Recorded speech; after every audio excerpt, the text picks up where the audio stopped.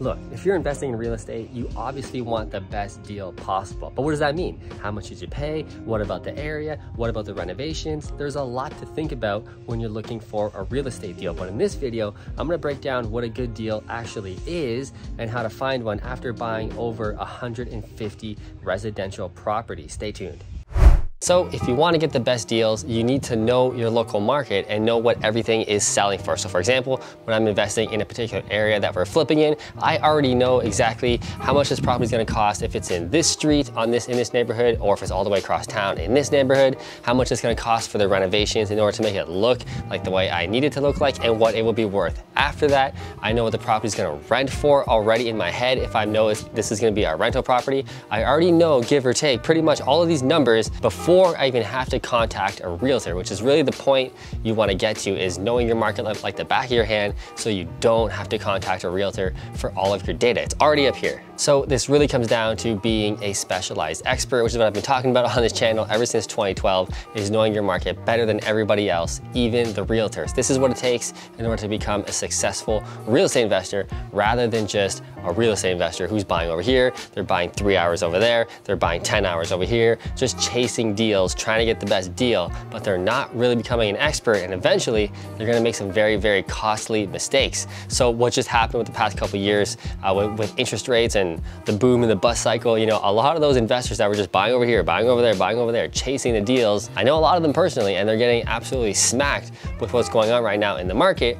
Whereas the people that I know that are specialized and focused, maybe they got a punch in the face too with everything that's going on in the market. We all did, but way less damage and way less bankruptcy, that's for sure, than a lot of the people I know who were just buying everywhere and anywhere, just chasing the deals. Number two way to get the best deals possible is to work with an investment specialized realtor, which is what I've always been saying. I'm a little biased because I am a realtor specializing with investors, but this is the key member on your team because they should be the ones looking for the deals for you. So you shouldn't be spending your time looking at realtor.com or realtor.ca in Canada looking for your next deal. That's a total waste of time. It's low-level business work when it comes to being a real estate investor. You need a realtor that understands exactly what investing is. Ideally, like I always say, they have 10 rental properties or more.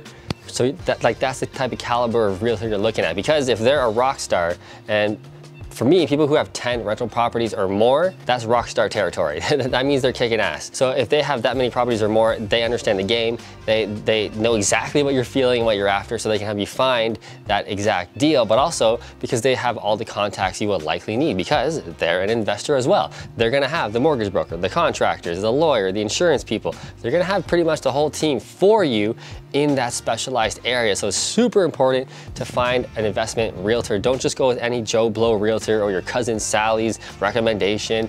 No. We don't want to work with realtors who just sell homes with a white picket fence for a commission and then they say they do investment properties. No. You want to work with an investment realtor that ideally only does investment properties. Number three, you can connect with wholesalers. So wholesalers are people who lock up deals under contract with sellers directly, and then they'll sell that deal to a flipper like us. So kind of like a realtor, but a realtor is doing it regulated kind of way. A wholesaler is kind of doing the same thing as a realtor, but it's unregulated because they're in the private market. So they're marketing, you know, flyers, Facebook ads, all the stuff you've seen, We Buy Houses. It's those people locking up deals with motivated sellers and then just selling that contract to you for a fee. So this is a really good way to get deals under market value because they're going to motivated sellers directly, whereas a realtor is just listing anybody's house, right? And generally, people who are listing a property on the market with a realtor are not motivated. They're trying to get the best deal that they possibly can get. These kind of deals with wholesalers are, you know, the beat down hoarder houses, like this house would never sell on MLS.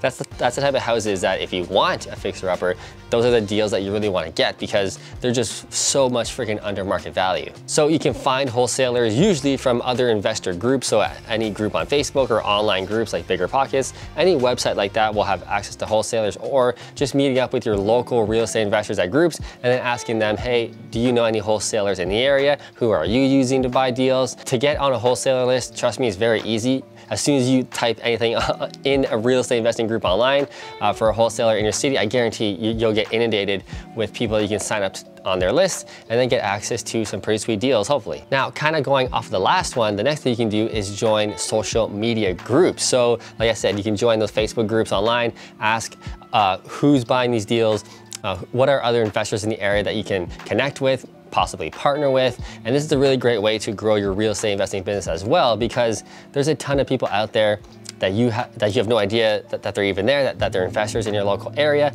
But by going onto online groups especially, you can scale much faster rather than going to physical investor meetings, which is all great and you should definitely do that. But you're only meeting 10 people per night, let's say. Online, we can meet 1,000 people in 1 hour by posting in a group saying, hey, I'm investing in Hamilton, Ontario. I'm investing in Boston, Massachusetts. I'm looking for wholesale deals. Does anybody know in this group any wholesalers who are doing deals in this city? And you'll just get inundated with a bunch of people and other investors that you can connect with and possibly do business with. Now, last but not least, number 4, the best way, in fact, to find off-market deals is to start your own wholesaling business. So you don't have to do it for the purpose of wholesaling deals and just being like that kind of person, but like what we do is we're flippers full-time and we have our own wholesaling in-house business in a sense for ourselves. So we'll do all the marketing that you see, the flyers, the Facebook ads that I was talking about, and get connected to motivated sellers, lock up their deal under contract. But instead of selling that contract to another investor for them to profit on for the flip, we're gonna keep all of the profit. So we're gonna buy for ourselves and then we're gonna flip it. We're gonna sell it for a profit. So I would say this is slightly more advanced because you need to have the capital in order to do all the marketing, get into contact with these sellers, know and understand, how to negotiate with them to get these deals under contract. So starting a wholesaling business, I'd say, is a very, very advanced investor move. However, if you really want to become a real estate investor and get wealthy the fastest, this is by far the best way, is to start your own wholesaling company.